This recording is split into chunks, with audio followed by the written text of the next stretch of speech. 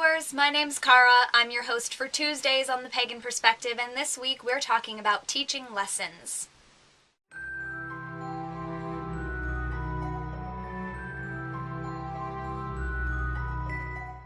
The exact question will be in the description of this video, so I encourage you to please read its full context first and then watch this video, so feel free to go ahead and pause. The question is essentially how we should go about teaching lessons that someone that we are in a student-teacher-like relationship with really has to learn, but we don't know quite how to reach them with that lesson, and we don't want to do something that might make them feel bad or make them feel stupid or be somehow just really harmful for their learning process. So how do we teach lessons of that nature? We don't know what the exact lesson is that the questioner is dealing with, so without being able to address that directly, I'm just gonna talk about general lesson learning, obviously. The questioner mentions that someone else suggested to them doing it in the form of a game, where the student has to choose an outcome and then you tell them what they've won. The questioner didn't want to do that, and I can see how you wouldn't want to do that.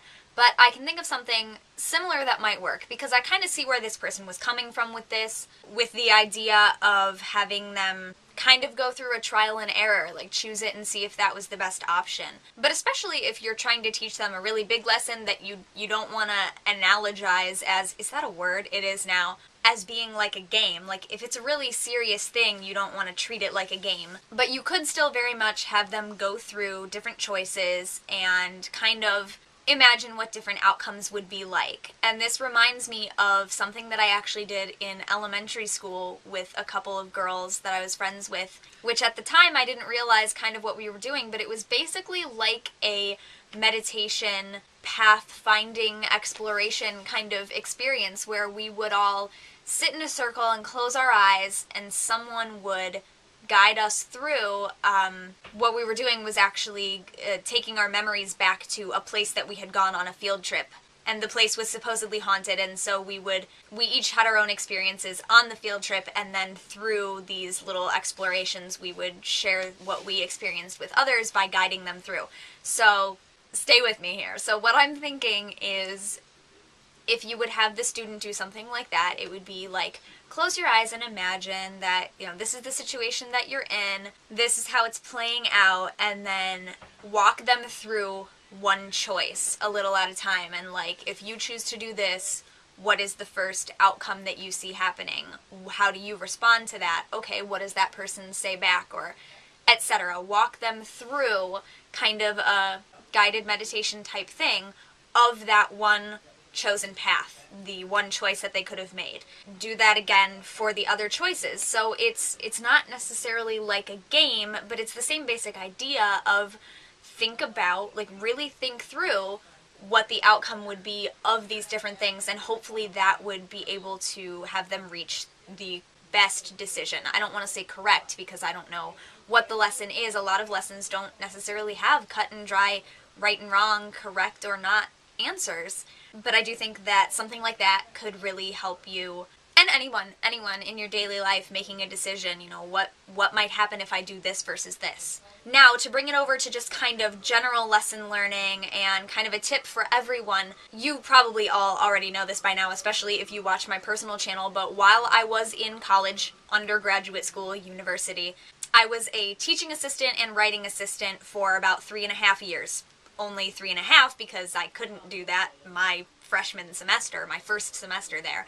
And part of that job was to help out the students and let them make their own mistakes, but also kind of try and help them through it, but without giving them answers and without telling them you're wrong. So especially with the writing, we had to comment on people's writing without saying, wow, that's really bad, which I never would have wanted to say. Nothing I saw was just really bad. Maybe I was lucky in that. But, everything, even my work still, everyone can use some work. And so our job was to constructively criticize and help someone move forward.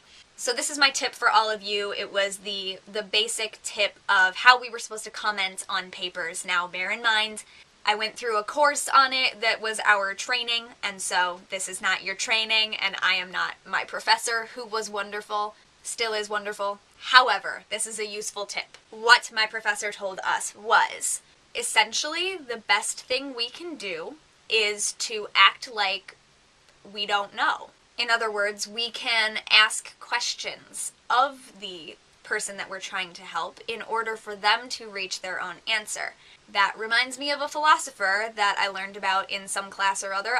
I can't remember, and that's kind of embarrassing, but one of them used to always just ask people questions until they reached his answer. In this case, you're asking questions until this person comes up with their own answer. Similar, but not the same. For example, if I were looking at a paper that really didn't have an introduction, I might say something like, what do you think is the first thing that's going to pull your readers in? What do you think is your strongest argument? What can you lead with here? Or if something just makes absolutely no sense, you don't say, that makes absolutely no sense. You say something like, what were you going for here? Or, I'm sorry, I really didn't understand that. Could you clarify that for me? And to a certain extent, it's not really just me trying to come up with a question to help them. It's really me trying to be polite and also try to understand. Or another research paper example, if you're using a quote, you have to integrate the quote and introduce what you're saying, what you're quoting from the other author, and you have to kind of meld it into your own thoughts and words, and there has to be a reason that you're quoting someone. And one of the biggest things that I would see with papers was that people would drop quotes, which is what we call it when you just stick a quote in there, you didn't introduce it, you didn't talk about it afterwards, we don't know why it's there, you're just filling up space, which does not fly. So, something I might ask to the person in person is, well, why did you use this quote? Sounds like a stupid question because clearly they know it, and then they can rattle it off like, oh, well, I used this quote because it proves my point of blah, blah, blah. Well, why don't you put that in your paper? Oh, I never thought of that. Stuff like that. A lot of the time I would ask people seemingly stupid questions that they totally knew the answer to. They just never thought that, oh, that's what I need to actually employ. So it could be the same thing here. I know I'm getting kind of academic, but I really feel that the same kind of thing applies. If you kind of know what's going on, or if you're teaching an exact lesson and so you do know what the outcome is that you want your student to get out of it, you can even forewarn them. I have started commenting on people's papers. When I introduced myself to a class in the beginning, I would say, what I'm going to do is ask you a bunch of questions that sound really stupid. I'm doing that on purpose. So you can even admit to that. You can say, now, a lot of the things I'm going to ask you about are going to sound kind of obvious, but that's just because I want you to think about it and verbalize it and actually have it go from your inner mind to communicating with the world. So I think you can do that as well, is what I'm trying to get at. Again, without knowing what the particular lesson is that the questioner was asking about, I have to generalize it to anything that you can use. So any kind of lesson that you are trying to learn, you can guide your student in a specific direction, ask them questions, let them explore it, and really save any answer giving. If you have an answer, save that as long as you possibly can. Let them work it out. If it really gets to a point where they just have no idea, then you can give your opinion and say, well, I would personally blah blah blah, or I know someone else who does this and someone else who does the opposite. It's helpful to have acknowledgement that there are different ways to go about things as well, which I'm sure you all know, because we're kind of all here, I think, because we recognize that there are multiple ways to do just about everything. If you can't tell, I miss being at university a little bit. But I'm done being academic on you guys for this week, so I will see you next week on this channel and whenever on my personal channel. So thank you very much for watching, and until I see you next time, blessed be, don't forget to be awesome, and goodbye.